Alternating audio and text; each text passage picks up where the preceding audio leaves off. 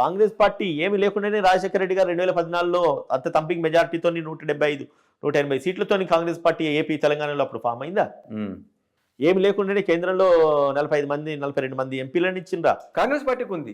కాంగ్రెస్ పార్టీకి ఉంది. షర్మిల గారికి ఏముందండి? షర్మిల గారికి ఏముందంటే తన తండ్రి గారి యొక్క లక్ష్యాన్ని నెరవేర్చుకోవడానికి అని చెప్పేసి రాజశేఖర రెడ్డి కూతురుగా తను ముందుకు వస్తా ఉన్నారు. సరే, అది కాంగ్రెస్ పార్టీ నుంచి వస్తున్నారా లేకపోతే వైఎస్ఆర్డీపీ నుంచి తెలంగాణకు వచ్చినారా అనేది పక్కన పెడితే, ఈ రోజు కాంగ్రెస్కు ఆంధ్రప్రదేశ్లో బలం చేకూర్చాల్సిన అవసరం ఉన్నది. అది రాజశేఖర రెడ్డి గారి కూతురుగా తను షర్మిల వల్ల సాధ్యమని చెప్పేసి అనుకొని వచ్చినారు. అండ్ షర్మిల గారు ఒక్కరే కాదు అక్కడ పోయింది.